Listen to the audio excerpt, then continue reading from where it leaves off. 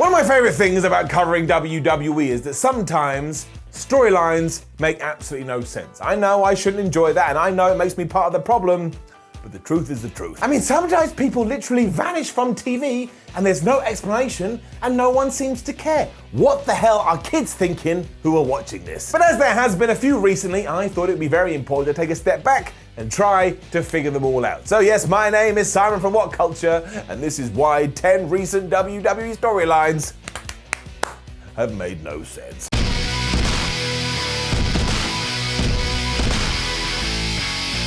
Number 10, the Mysterios are heels. I don't get this, and I do not get why it happens. I do have to say I massively respect the Mysterios, because Ray was able to forgive Buddy Murphy for ripping out of his eye, but surely that has to make dinner time awkward, because Buddy is now dating daughter Aaliyah. It's like, oh Ray, how you doing? He's like, well, I have another eye appointment today, and you know why that is. But yeah, the strangest part is when Murphy was taking on Baron Corbin, and before Corbin could do any of his dickish things to justify it, Rey Mysterio and Dominic Mysterio were just on the apron trying to throw Baron off his game. And sure, Baron had said they were all idiots beforehand, but if you actually listen to the words that came out of his mouth, every single thing he said was true. It also led to the formation of Baron Corbin's new group, and when he did reveal them, I was like, yeah, no wonder he did this. If what had happened to him had happened to me, I probably would have done the same. And all of this would have been fine if it was Baron Corbin who had tried to remove Rey Mysterio's seeing device, but it wasn't. That was the guy you have just let into your house. If you want to try and explain this, comments below. Number 9, the Knights of the Lone Wolf. And on that note too, let's say hello to the Knights of the Lone Wolf. Now I am going to say, this is me being as pedantic as I can possibly be, but somebody did mention it to me on Twitter, and it made me laugh, so I thought, I'm going to include it here. Because their point was, how can somebody be a Knight of the Lone Wolf if the Lone Wolf is meant to be a loner? And I just collapsed on the floor because my brain couldn't handle that paradox. You can easily explain this though, because everybody in wrestling loves a little wink wink nod nod back to the past, and the Lone Wolf is a play of Baron Corbin's NXT character, who do not forget was really flipping good. And look, let's face it, if you do want to be left alone and you want the world to back off, a great way to do this is to hire 2 goons that can actively keep other people away from you. I do agree though, the name makes absolutely no sense, but I also don't care, because I really do think this faction could be great. Number 8, the contract signing conundrum. What a doozy this is. Now forget the fact that Carmella is apparently untouchable, even though she's not, because I've seen her be touched numerous times. It all came to a head on a recent episode of SmackDown when she sat down to do a contract signing. And of course she did, WWE loves them. During it though, General Manager Adam Pearce was able to make a non-title match for later in the show.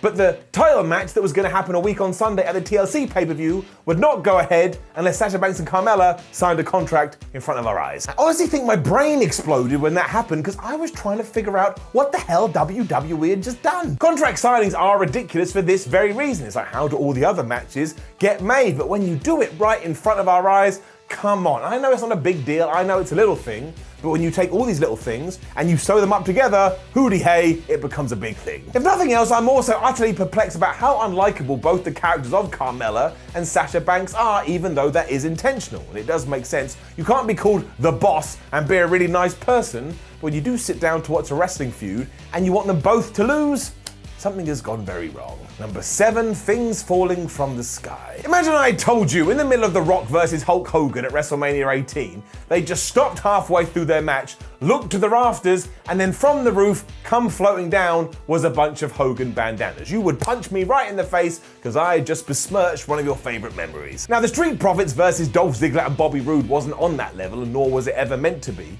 But I will never be able to understand why when the Street Profits were on the attack and had the advantage, they got back in the ring, started to dance, looked up, and again, from the roof, what came down but a bunch of blue solo cups. And sure, Angelo Dawkins and Montez Ford had said this was going to happen, but for the love of everything, why? I mean, was it to make them cooler? Is doing this kind of thing badass? Did they get in touch with the production beforehand and say, when we wink and nudge and do a little bit of a flip, you push the button and out they come? None of this was even questioned. And who put them up there to begin with? Before the show, was Montez Ford up there just like putting them in a net? These are the kind of questions my brain wants answering, and it's sometimes annoying me that no one even bothers. I don't think I've ever seen anything like this, and I've been watching wrestling a long ass time. Furthermore, what was it meant to achieve? I can only assume that it was the best magic act I've ever seen in my life. Number 6, the end of the Iconics. Somebody explain this one to me, because I would love to know. Now, if you do want to break them up and turn Peyton Royce into a single star, which was the rumor at the time, that's fine, I totally get it. But we didn't do that, and we did the exact opposite. We broke up Billie Kay from Peyton Royce, we broke up Peyton Royce from Billie Kay, and Billie Kay is now teaming with Natalya on SmackDown, and Peyton Royce seemingly is in a tag team with Lacey Evans, both of which get less TV time than the Iconics did. What? And that gets even stranger because 1, the tag team division actually needs more bodies, so if you are going to have teams, push them as hard as you can, but also 2, as I'm saying these words, Royce hasn't been seen on TV for weeks. Due to the nature of recording, she will now be on every single show until I die, but that is not the point. Once again, what was the benefit of this? I don't have a clue. There's also a huge narrative that we just ignored, because do not forget, the last time they were hanging out together in Raw Underground, and you bet your ass we're going to talk about that, Peyton Royce turned her back on Billie Kay, and then a week later, they were just buddies again. I mean, I guess it just means that Billie Kay is one of the most forgiving people in the world and we should all be more like her. But namely, getting right back down to it, the Iconics were a great tag team, they were a barrel of laughs, and we have taken them, we fired them out of a cannon, and I don't get why. Number 5, who wants all the belts? Everybody in the women's division, apparently. Now, when Bayley and Sasha Banks held all the belts, this made all the sense in the world because you could see where it was going. They were going to lose a tag team championship, that was going to upset their friendship, then they were going to feud over the world title, and you're like, okay, I get it, it's fine. But here we are months later, and Raw Women's Champion Asuka is involved with them, whereas the people who own them, Nia Jax and Shayna Baszler, don't really ever have proper feuds to defend them. It means there's no real women's title feud, some scattiness with the tag team division, and Lana, somebody we put up to weeks seemingly to get one over Nia Jax, got injured and taken out of the match, and now Asuka's gonna get a brand new partner at TLC. I'm recording this before TLC. So if you are watching this afterwards, I can only imagine that whoever Asuka's mystery partner was helped her to win the championships, but that just makes all of this even more wishy-washy. It's just so much better when we have defined programs and we use the belts to our advantage.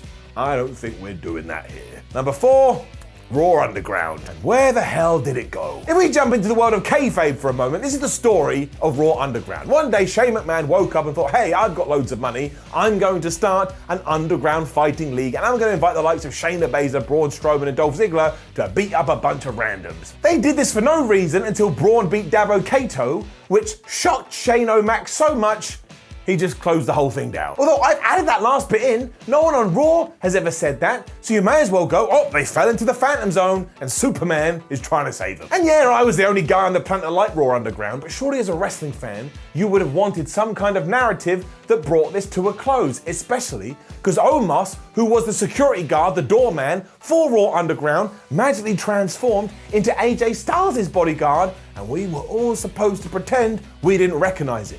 The dude is like 10 feet tall, I recognize him from a different country. I do just want to say that all this stuff is so good, all this stuff is so great, because how the hell do they get away with it? Number 3, the vanishing of Rusev. And I know we're doubling down on content here, but I swear again, Rusev, a man who literally, in terms of the story, vanished into dust. And why is nobody on the Raw staff more worried about this man? He broke up with his wife, had to watch her have an affair with Bobby Lashley in front of her eyes. He then jumped her wedding, got out of a cake before teaming with his ex-wife's lesbian lover, and then that was it. So by this point, you've got to assume he's dead. Now, I know most of us know that he went over to AEW as Miro, but I doubt a 10-year-old knows that. Or they probably do, they probably read the dirt sheets. But there is one person who is sat there in the house right now going, where did Rusev go? And nobody bothered to tell you. And I bet one even rang the cops to try and ask, because this did happen. Back in 2007, when Vince McMahon blew himself up in his limo, do you know who called in to make sure the boss was okay?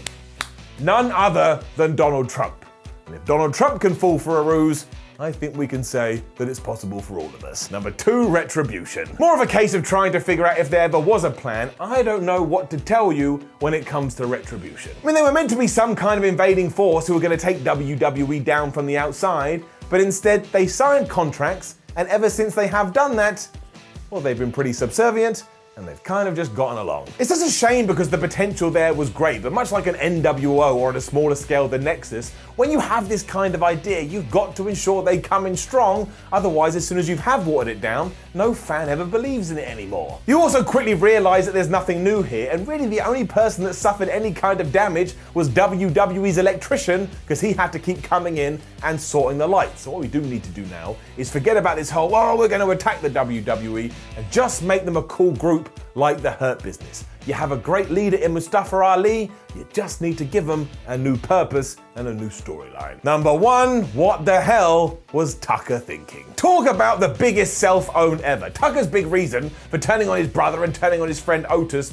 was that every time they were having a tag team match, the spotlight was solely on Otis and nobody was talking about Tucker. So he did cost him his Money in the Bank briefcase, and do you know how much attention he has got since then? Nothing, nada, he ain't even invited on Raw no more. This is why you don't do turns for the sake of doing a turn. It's just made all his choices look ridiculous because they didn't pay off at all. I know I bring this up all the time, but it is Shinsuke Nakamura and testicle syndrome. If you are going to start walking down a brand new path, you better make sure it results in instant rewards, otherwise you look like a goof. But yeah, this didn't really make sense on screen or off screen, and I tell you, I feel so sorry for Tucker. He just did exactly what he was asked to do, and it essentially pulled the rug from underneath his feet. I mean, that just absolutely sucks. I mean, if you want to make the argument that technically he got punished for it, I'm not going to argue with you. It is Rusev Day all over again. Know any other storylines in WWE that don't make any sense, or all of wrestling? My word, that must be a long old list. Make sure you let us know in the comments below, and then don't forget to like the video, share the video, and smash that subscribe button. Then head over to WhatCulture.com and read articles like this one. Follow What Culture on Twitter, What Culture WWE, and watch more videos here on What Culture Wrestling. My name is Simon from What Culture. Thank you for watching as always, and I'll see you when I see you.